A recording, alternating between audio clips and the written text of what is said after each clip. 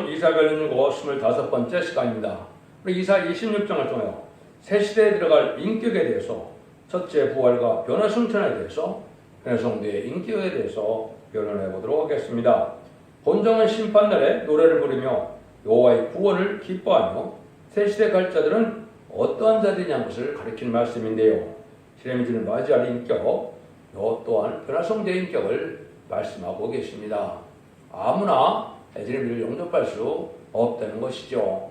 신앙 준비를 하고 하나님께 인정받는 신앙을 가져야만 시래미들을 영접해서 남은 백성에 대하여 새시대 축복을 누리게 된다, 이 말씀입니다. 아담과 빼앗겼던 에덴권을 회복시켜서 천년왕국을 이 땅에 이루어서 우리 주님이 다스리는 나라가 되는데 그 나라에 들어갈 자들이 과연 누구이냐, 이 말씀을 중심으로 말씀하셨다, 이렇게 볼 수 있습니다. 본문을 통하여 어떤 믿음을, 어떤 인격을 가져야 새 시대에 들어가는가를 알아보도록 하겠습니다. 1절에서 3절입니다. 그날에 유다 땅에서 이 노래를 부르리라. 우리에게 견고한 성읍이 있으며 여호와께서 구원으로 성과 각을 삼으시리로다. 너희는 문들을 열고 신을 지키는 의로운 나라로 들어오게 할 자다. 주께서 심지가 견고한 자를 평강의 평강으로 지키시리니 이는 그가 주를 의뢰함이니이다. 이와 같이 견고한 성읍이 있음을 노래할 자는 신을 지키는 의로운 나라로 들어가는 건데, 신을 지킨다는 것은 믿음을 지킨다, 이 말이죠. 믿음은 하나님의 언약의 말씀을 그대로 믿고 순종하고 지키는 걸 뜻하는데, 여호와만 의지하는 마음이 견고하여 흔들리지 않는 인격이라, 이 말입니다. 견고한 성읍은 선지국가인 또한 새 시대를 말씀하시는 건데요. 24장에 보면 그날이라는 것이 뭐냐, 땅을 뒤집어 엎고 땅이 공허하게 되는 때며 하나님의 말씀을 파는 자들 몽땅 이제 멸망시키는 심판 때를 얘기한 것이죠. 그래서 하나님께서 마지막 사랑의 변론의 동거를 하시고 이 변론을 순종하면 복을 받게 되고 순종치 않으면 멸망할 때가 곧곧 온다, 이 말이죠.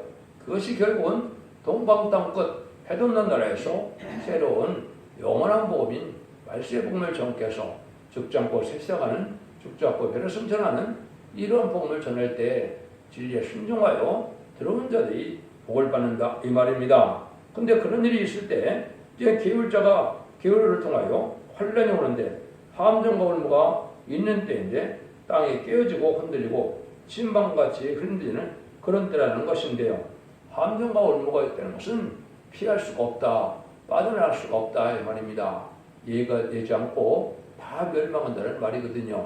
그래서 합당한 자가 되지 않으면 하나님께 심판되는 절대적으로 살아날 수 없는 때인데, 왜 하나님께서는 그렇게 하냐, 이 교만한 자들 다 없애고 완전한 평화 왕국을 이루는 것이고 그것을 시온산 통치라 그러는 겁니다. 하나님이 함께하는 자들만 모여서 하나님의 기뻐하는 완전한 축복의 성전화를 이루고자 하는 것이 하나님의 뜻이다, 이 말입니다. 여기도 또 유대 땅이라 그랬는데 이것도 문자 그대로 보면 안 되죠. 우리나라가 이스라엘 애국가인 선지국가인 거룩한 유대 땅이 한국인 겁니다. 이걸 또 여러분이 잘 아셔야 되는데 제가 그걸 많이 설명을 해드렸죠. 그래서 오랫동안 하나님의 예정된 작정된 일인데도 이걸 지금 깨닫지 못하고 있죠. 그래서 제가 시편 118편 22절 23절을 제가 가끔 자주 인용을 하는데요. 하나님의 작정이 뭐라고 그럽니까? 건축자의 본들이 모퉁이 돌에 머릿돌이 되었나니 너희들은 이상하느냐. 근데 하나님은 그것이 작정된 일이다, 이 말입니다. 이거를 이제 깨닫지 못하니까 예수님께서 마태복음 21장에 자세히 말씀하셨는데 그것 또한 깨닫지 못하고 있는 것이 현 기독교의 현실이다, 이렇게 볼 수 있죠. 간단히만 설명드린다면 마태복음 21장 19절에 주님께서 서리는 모가나무를 보고 잎사귀만 있고 이제는 열매가 없는 걸 보시고 저주하기를 영원히 열매를 맺지 못이라고 했죠. 그러니까 그 큰 무화과나무가 다 말라버렸죠. 하나님이 주님께서 괜히 큰 이적을 행한 것이 아니죠. 이것은 주님께서 성경들의 은혜로 하나님의 아들로서 메시아로서 그리스도로서 이 자기 땅에 왔는데 자기를 영접하지 않을 이스라엘 백성들을 상징한 것이죠. 그걸 요한복음 1장에 보시면 잘 알 수가 있죠. 대체 말씀을 해주신 분이 하나님인데 하나님의 생명의 참빛으로 이 자기 땅에 왔는데 어둠을 좋아하는 자기 땅 백성들이 잘 용접지 아니었다 그랬죠. 그 말씀을 이제 마태복음 21장 32절 이해해 보면 자세히 설명을 하죠. 포도원을 새를 놓고 갔는데 포도원을 움직이를 이제는 종들을 때리고 죽이고 하므로 아들을 보냈다 그랬습니다. 아들을 보내니까 아들을 또한 21장 39절에 보시면 포도원 밖에서 죽였다 그랬죠. 이것이 바로 예수님을 십자가에서 영문 밖에서 죽인 일을 말씀하시는 것이죠. 그래서 주님이 뭐라 그럽니까? 잘 설명하시죠. 42절 이하에 보면 이제는 그 농부들은 진멸하고 뭐라 그럽니까? 그 열매를 바칠 만한 다른 농부에게 맡긴다 그랬죠. 그래서 예수님이 하시는 말이 너희들이 건축자의 본인들이 모퉁이 뚫에 머리 뚫었다는 것을 읽어본 일이 없느냐? 그 말씀을 자세히 설명하죠. 그래서 너희는 하나님의 나라를 빼앗기고 다른 나라 백성들이 열매 맺는 백성이 받게 되는데 그거는 이제 심판주의 역사를 뜻한 것이죠. 건축자의 본인들은 예수님께서 이제 이사야 9장 6절 표지에 보면 한 악으로 오신 예수님은 다윗에 의한 데서 영원한 나라를 건설하러 오셨다고 그랬죠. 그래서 왕국 건설하러 오셨는데 이스라엘 백성들이 버렸으니까 버림들이 된 것이죠. 십자가에 못 박혀 죽으시게 하셨다 이 말이죠. 그런데 모퉁이 뚫에 머리 뚫었다는 것은 심판주의 역사, 재림주의 역사는 다른 나라가 한다 이 말이죠. 이것이 이제 동방 땅끝 해돋는 나라다 이 말입니다. 이걸 마태복음 24장에서 주님이 임하실 때 인간 총괄대제를 쭉 얘기하시고는 결국은 또 뭐라 그러십니까? 마태복음 24장 30절 33절에 보시면 너희들이 무화과나무의 비유를 배우라. 잎이 나고 가지가 나면 여름이 가쁜 줄 아는 것처럼 인자가 문 앞에 있는 줄 알라. 너희가 머리들라. 이렇게 말씀하시죠. 이것이 바로 뭐냐? 무화과나무에 저주받던 무화과나무가 이제는 다시 무화과나무 잎이 나왔다가 온다의 말이죠. 그것이 이스라엘 백성들이 약 1800여 년 동안 나라가 없이 디아스포라로 살았죠. 그런데 1948년 5월 14일 갑자기 이스라엘이 건국이 됐죠. 또 3개월 후에 1948년 8월 15일 한국이 건국이 됐죠. 이게 바로 이제 한국이 이제 인간종말의 선진국가의 사명을 받게 되는 날이다 이 말입니다. 이걸 여러분들이 분명히 예수님이 말씀하신 건데 이걸 알지 못하면 성경을 바로 깨달을 수가 없다 이 말입니다. 그래서 이런 일들을 해서 이게 유다 땅은 한국 땅이다 이렇게 말씀을 여러분이 믿어야 된다 이 말이죠. 여호와께서 견고한 성읍이 있다. 고온으로 성과각을 삼으신다 그랬죠. 믿음을 지키는 의로운 나라로 들어오게 한다 그랬죠. 그것은 주께서 심지가 견고한 자를 평강으로 인도한다. 심지가 견고한 것은 뭡니까? 하나님 믿고 있는 것이 담대해서 아무리 까무러봐도 아무리 마귀가 미혹해도 이것을 이제 담대 믿고 나가는 이러한 굳건한 믿음을 가진 종을 뜻했죠. 이것이 결국은 이제 인마지 10만 4천 명의 무리가 그 무리가 되지만은 성부적인 중심으로 말씀을 하셨다. 이렇게 보는 것이 맞는 거죠. 이것은 바로 뭐냐? 세기를 정복할 자의 인격은 심지가 견고한 사람이고 하나님을 의지하는 마음이 담대한 사람이고 최고의 인격을 말한다 이 말입니다. 그래서 마귀를 통하여 많이 까불어보고 하나님을 의지하는 마음이 담대하면 평강이 온몸에 깍져서 하나님은 절대적으로 피를 당치 않는 이런 종을 만들어서 하나님의 뜻을 이 땅에 이루어서 결국은 이제는 새 시대를 이루어서 세계통일의 평화를 이루게 된다 이 말입니다. 그래서 인격을 검증하는 것을 여러분이 이제 대정을 통해 말씀하신 것이 7개의 요소가 있는데요. 첫 번째 심지가 믿음이 변천해야 된다 이 말이죠. 마음이 굳건해야 된다. 두 번째는 사상이 바라야 된다. 진리사상으로 멸공사상으로 애국애족 사상으로 남을 구원하는 불타는 사람으로 사랑의 마음이 있어야 된다 이 말이죠. 그 다음에는 세 번째는 순종이다. 어느 만큼 진리 앞에 순종하느냐. 인간의 생각과 뜻에 이거 갖다 붙이지 않고 하나님의 진리 말씀을 그대로 순종하는 믿음이 있어야 그 종을 올바른 믿음의 사람으로 인정한다 이 말입니다. 또 기도와 기도의 분량이 있어야 하나님께서 장보신앙으로 인정한다. 그래서 상달되는 기도를 많이 하는 것이 중요하다. 이거는 사명적인 기도를 뜻한다고도 볼 수가 있는 것이죠. 그 다음에는 하나님의 종을 쓰려면 말씀 증거가 바로 돼야 된다. 말씀 무장이 되지 않고는 하나님의 종으로서 그게 쓰임받을 수 없거든요. 하나님께서는 진리대로만 역사하시고 진리대로만 구원하시고 진리대로 심판하신다는 사실을 정확히 깨달아야 되니까 말씀을 깨달아야만 말씀 무장이 된다 이 말입니다. 그 다음에는 지금 많은 목회자들이 조심할 것이 성금, 특별히 헌금에 대한 깨끗함을 유지해야 됩니다. 공사를 구분하지 못하고 진리의 말씀을 전하는 종들이 이런 물질에 유혹돼서 많은 사람들이 지금 재판에 넘겨지고 있고 분쟁을 일으키고 있는 것이 사실이죠. 이래갖고는 하나님이 들었을 종이 되지 못합니다. 하나님보다 물질을 더 사랑하는 마음이 있다면 그건 하나님이 들었을 인격이 아닙니다. 여러분들의 종들이 그렇다면 그건 하나님 들었을 종이 아니라고 믿어도 됩니다. 하나님은 그런 종을 들었을 방법이 아닙니다. 성품에 대해서 깨끗함을 유지해야 된다. 그 다음에는 이제 겸손이 와야 되죠. 예수님도 나를 닮으려면 온유와 겸손하다 그랬죠. 너희들이 온유와 겸손을 배우라고 하는 것처럼 온유와 겸손함이 없으면 하나님 들었을 종이 또 아닙니다. 여러분들은 종이라도 의의 종이 있고 또 불의의 종이 있다는 사실을 여러분들 아셔야 됩니다. 그래서 이런 인격을 이제는 다 건널해서 합당한 자들로 이제는 인만이 시도한 사천목을 일으켜서 복받게 한다 이 말이거든요. 이런 일들이 지금 여기에 말씀하시는 내용이다 이렇게 볼 수가 있는 겁니다. 4절에서 6절입니다. 너희는 여호와를 영원히 의뢰하라. 주 여호와는 영원한 반석이시로다. 높은 데 거하는 자를 낮추시노 소순성을 이러허러 땅에 엎으시되 지인되에 미치게 하셨도다. 발이 그것을 밟으리니 빈구한 자의 발과 곰핍한 자의 걸음이로다.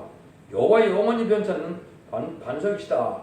하나님을 반석이라고 하기도 하고 우리 주님을 반석이라고 그래도 했죠. 변찮음의 사랑인데 교만한 자를 없애는 동시에 빈궁한 자로 교만한 자를 밝게 하시는 방법을 쓴다는 거죠. 아무리 가난해도 양심 바르게 깨끗하게 바르게 살려는 사람은 믿음이 있는 것이고 아무리 가난해도 사상 바르게 살아가는 사람은 인격자다 이 말입니다. 그래서 부귀하고 세상에 권세 많고 많은 그런 걸 가진 자들이 하나님이 인정하는 인격이 아니고 우리가 얼마나 정직하고 깨끗하게 바르게 의롭게 구별된 삶을 살아야 된다 이 말씀입니다.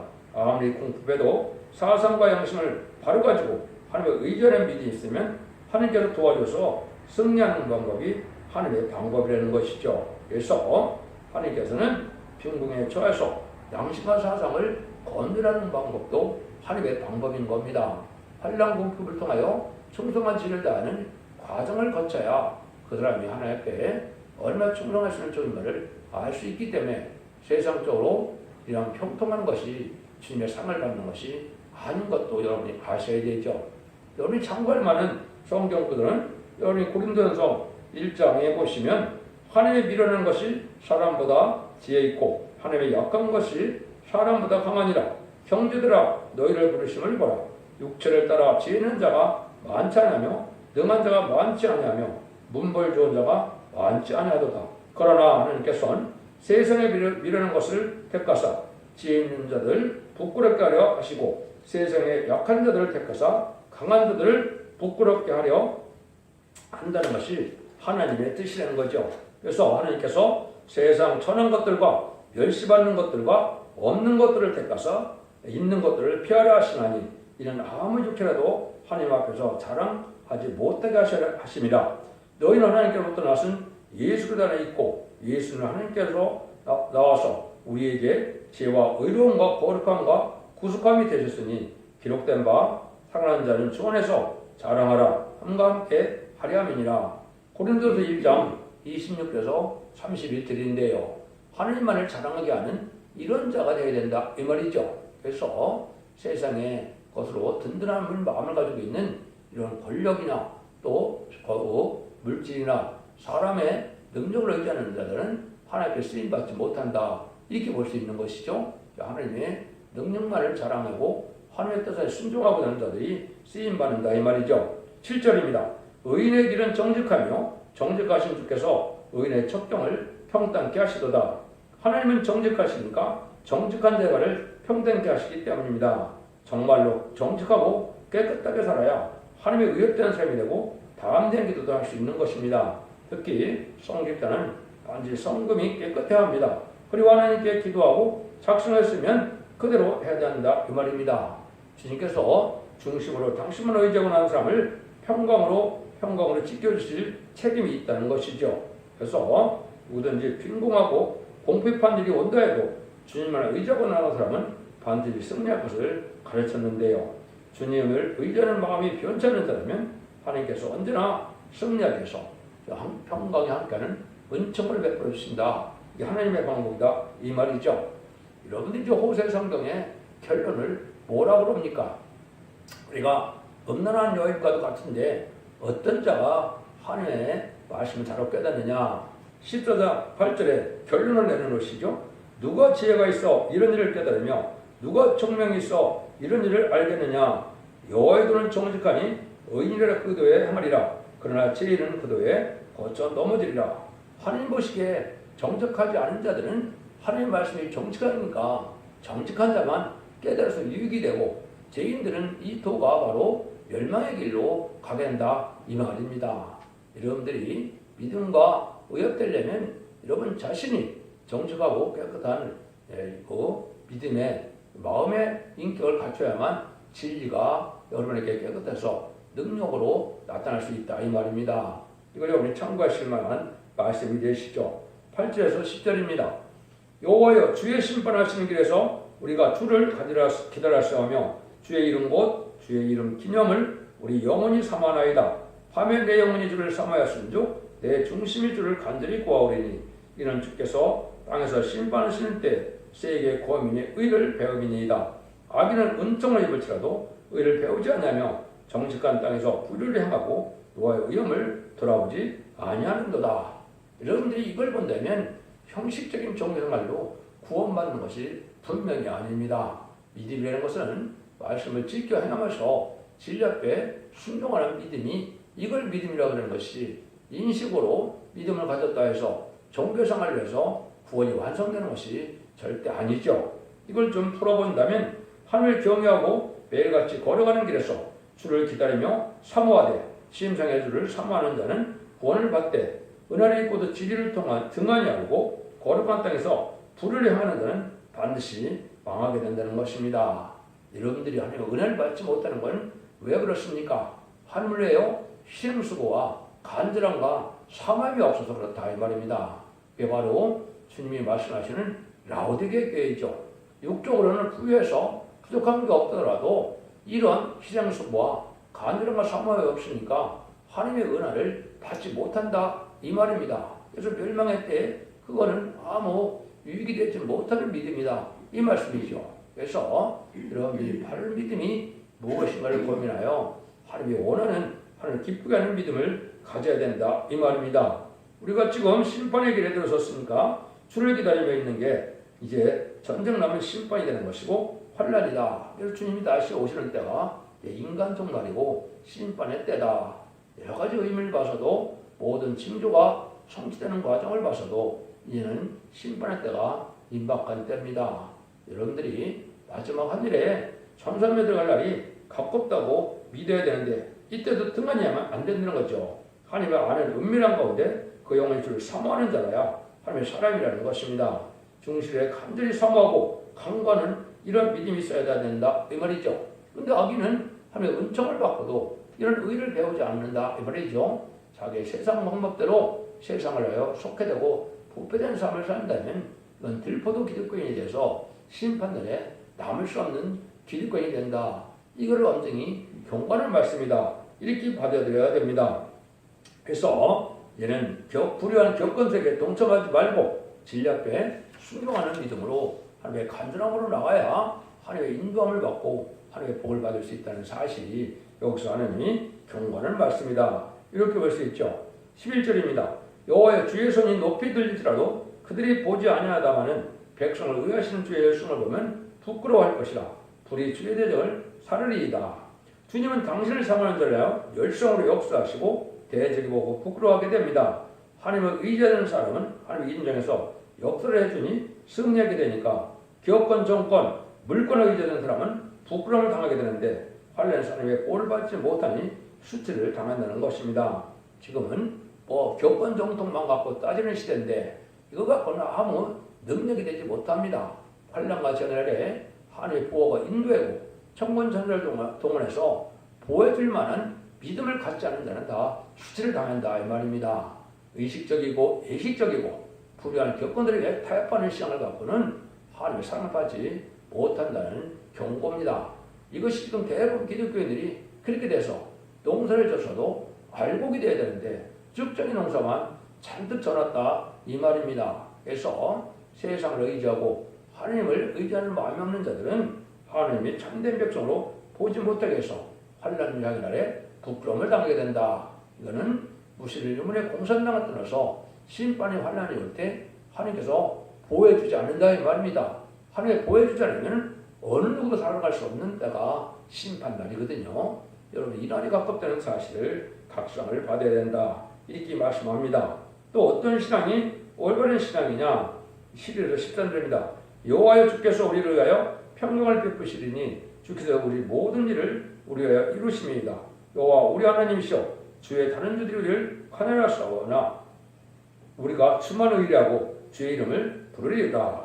주께서 평강을 택한 자에게 주는데 주님만 의지해야 되는데 주님만 의지하지 않고 다른 주님을 따라갔다 이 말이죠. 이것은 지금 어떻게 해요?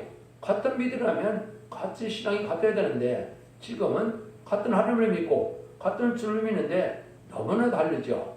이것들이 진리에 맞지 않으면 그게 참다운 주님이 아니고 다른 주라 이 말입니다. 진리 하나님, 진리의 예수님, 진리의 성령님이기 때문에 진리대로 바로 믿어야 되는데 자기의 생각과 뜻대로 믿는 이단과 탈선된 단체가 너무나 많죠. 이거는 다른 주를 섬기는 겁니다. 진리가 맞지 않으면 성령도 떠나는 것이고 진리가 맞지 않으면 주님이 함께할 수도 없는 것이고 하나님이 함께할 수 없다는 사실을 여러분이 잘 아셔야 됩니다. 진리라는 것은 성경 본문 그대를 믿고 순종하고 지키는 것이지 그 말씀을 나에게 유일하게만 갖다가 붙이고 자기가 해석할 탓으로 뱉는다는 것은 이거는 참된 진리의 사람이 아닌 겁니다. 하나님이 거짓 선지자는 하나님이 보이는 신자가 없다는 말은 바로 뭡니까? 성경 본문 그대로 전하지 않고 자기들의 생각과 마음과 몽사와 환상과 계시를 전한다 이 말입니다. 이거는 하나님이 택한 종들이 아니다. 거짓 선지자다. 이렇게 말씀하고 있죠. 그래서 이제 아담과 하와도 선악과를 먹으면 정령 죽으리라면 그대로 되는 건데 이걸 의심하다 보면 어떻게 됩니까? 자기 멋대로에다가 범죄하게 되는 것이나 마찬가지로 진리를 말씀대로 아주 칼같이 믿고 순종하는 것이 인간이 따라야 될 믿음이다. 이렇게 볼 수 있는 것이죠.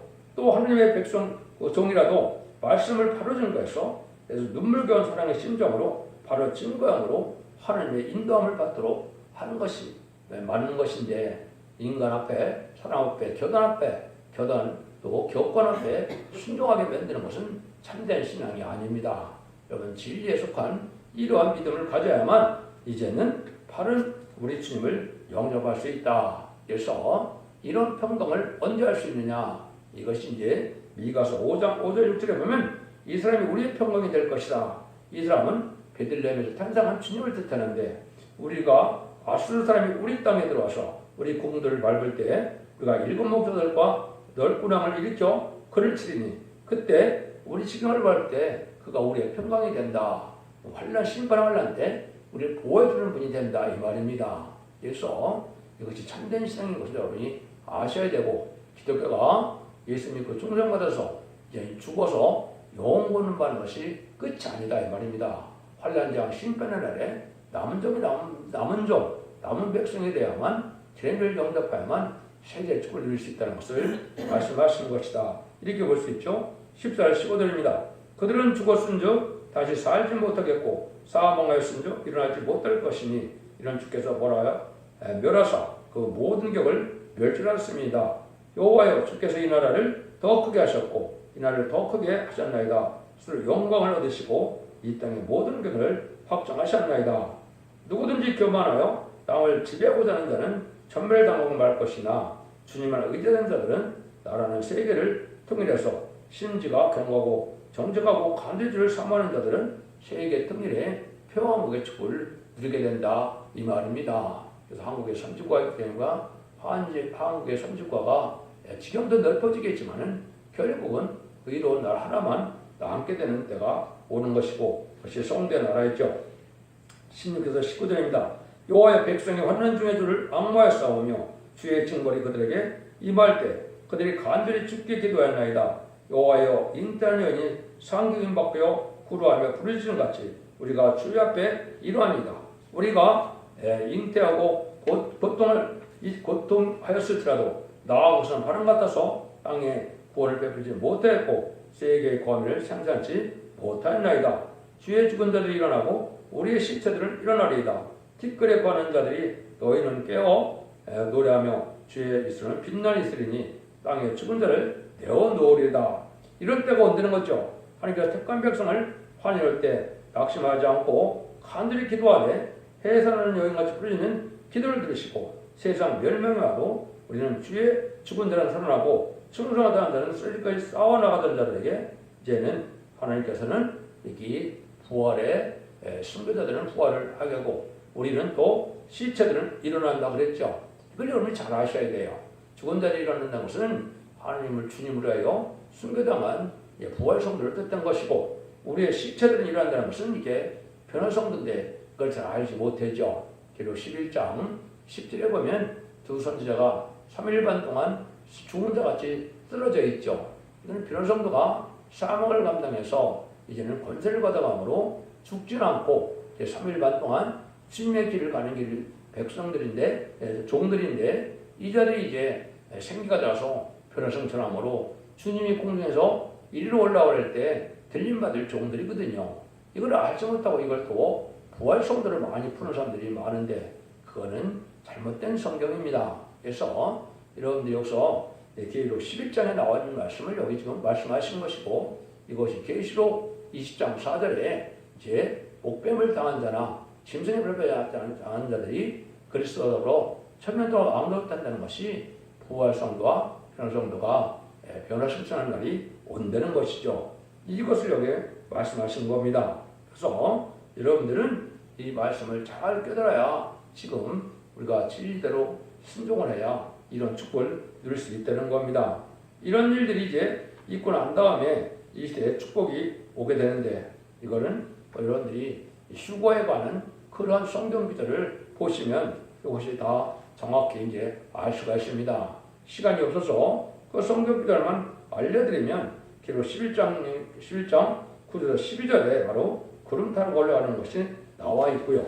대전가전서 4장 14절과 17절에도 보면 공주를 끌어올릴 때 우리가 변화성도가 되고 주의 죽음들이 먼저 일어나는 걸 우리가 알 수가 있고요. 고린도전서 15장 51절에서 54절에도 보면 나팔 부는 마지막 나팔에 순식간이다. 고련히 변화가 된다 그랬죠. 그래서 이때 사망을 이기는 자들이 죽음을 맛보지 않고 재림을 영접하는 때가 불갑을 오게 되어 있다 이 말입니다. 이 날이 임박한 때다 이 말이죠. 그리고 나서는 이제 심판이 올 때 하나님의 구원은 어떻게 하느냐 20절에서 21절입니다.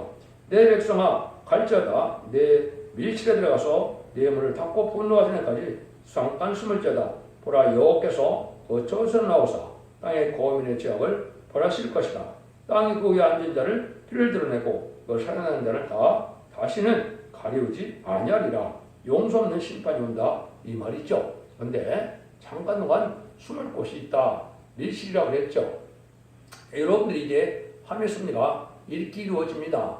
불갑을 불원간에 3일에 들어가면 진리의 심판에 대한 절로 마지막 상의 펠리론 권고를 할 때 순종하는 자들은 예비적 보트로 인도함을 받아서 환란 재앙 날에 심판날에 하나님의 보험을 받게 되지만은 이때 순종치 않는 자는 후삼년말에 빠짐으로 짐승의 패를 받게 되고 짐승의 패를 받은 자는 대접장과 아마겟돈 때 극락을 받지 못하고 전멸당하는 것이 심판의 방법이거든요.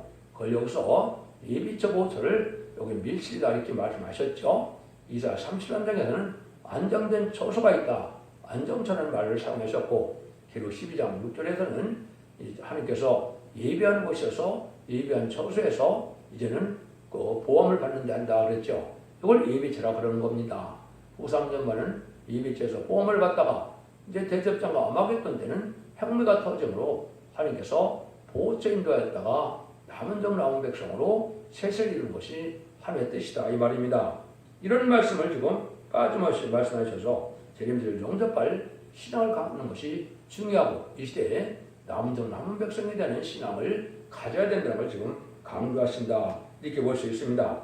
결론적으로 재림절을 맞이할 인격은 신임지가 견고한 자라야 된다는 것이고 아무리 환란이 와도 조금이라도 흔들리지 않고 담대히 싸워나가는 자라야 하나님의 보호에서 남은 자가 된다는 것을 가르치는 것입니다. 그러므로 하나님 주님께서 말씀하시를 죽고자 하는 자는 살 것이고 살고자 하는 죽으리라 하셨던 것인데 하나님께서는 당신을 의지하고 마음이 변치 않고 정직하고 간절히 삼하고 절개 있게 나가면 환란에도 부르짖는 자가 되어서 들림받고 순교자는 1차 고레에 참여하게 된다는 것을 말씀하십니다. 불원간에 이런 날들이 임할 날이 가까움을 아시고 생각성을 받으시고 예수 믿고 중생받아서 영원을 받는 것이 기독교의 끝이 아니고 이제는 영혼간에 구원함을 받아서 원죄자들을 해결받는 완전 변론의 역사에 순종함으로 자선만대 축복을 누리는 때가 인간 정원의 참다운 구원론이고 참다운 기독교인의 속망인 걸 아시고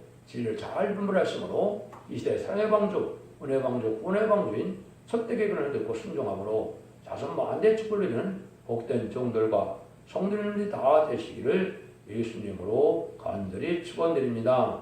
아멘.